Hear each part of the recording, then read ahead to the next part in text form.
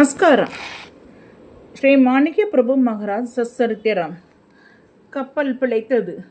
ஒரு நாள் தர்பாரில் பிரபு மற்ற பக்தர்களுடன் இருக்கையில் திடீரென்று தன் இருகையிலே மேல் தூக்க ஏதோ ஒன்றை தாங்கும் செய்கையுடன் காணப்பட்டார். அதை கண்டு விவரம் அறியாமல் விழித்தனர். அவ்விதம் கொஞ்ச நேரம் இருந்த பிறகு பிரபு அணிந்த அங்கியும் வஸ்திரமும் தெப்பலாக நினைந்து விட்டது. பிறகு ஈர வஸ்திரங்களை களைந்து உலர்ந்ததை அணிந்தார். சிஷ்யர்கள் ஈர வஸ்திரத்தை பிழிய உப்பு ஜலமாக வந்தது. சிலர் அதை ருஷியும் பார்த்து சமுத்திர ஜலம் என்று நிச்சயித்து பிரபுவிடம் கேட்க அவர் ஒரு பதிலும் சொல்லவில்லை. ஆனால் 4-5 மாதங்களுக்கு பிறகு பம்பாயிலிருந்து ஒரு வியாபாரி வந்ததும் காரணம் வெளியாயிற்று.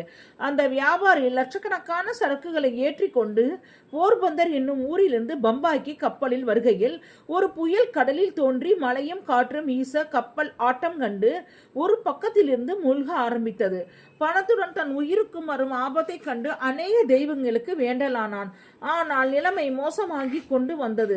அங்குள்ள முஸ்லிம் பக்தன் ஒருவன் எல்லா தெய்வங்களையும் வேண்டிக் கொள்வதை காட்டிலும் தற்போது நடமாடும் தெய்வமாக திகழும் ஸ்ரீ மாணிக்க பிரபுவை பிரார்த்தித்தால் அபாயம் நீங்கும் என்று சொன்னான்.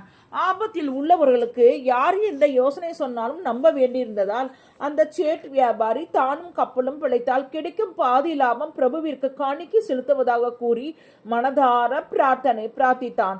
அவனுடைய வேண்டுதல் பிரபுவிற்கு எட்டி அவனையும் கப்பலையும் காப்பாற்றினர்.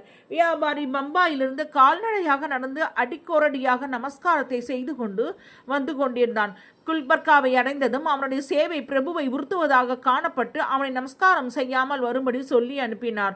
அதன்படி வியாபாரி தன் சிப்பந்திகளுடன் பல்லாக்கு பொட்டி வண்டிகளுடன் மாணிக் நகரத்தை அடைந்தான்.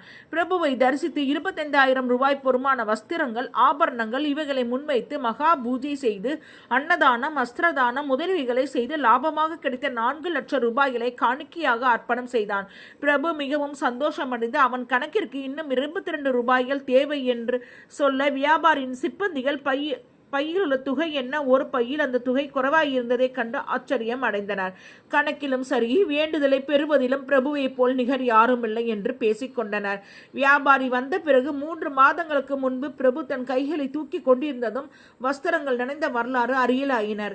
1 மாத காலம் வியாபாரியை அவரிடம் வைத்துக் கொண்டு பிறகு அவனை விடை கொடுத்து அனுப்பினார்.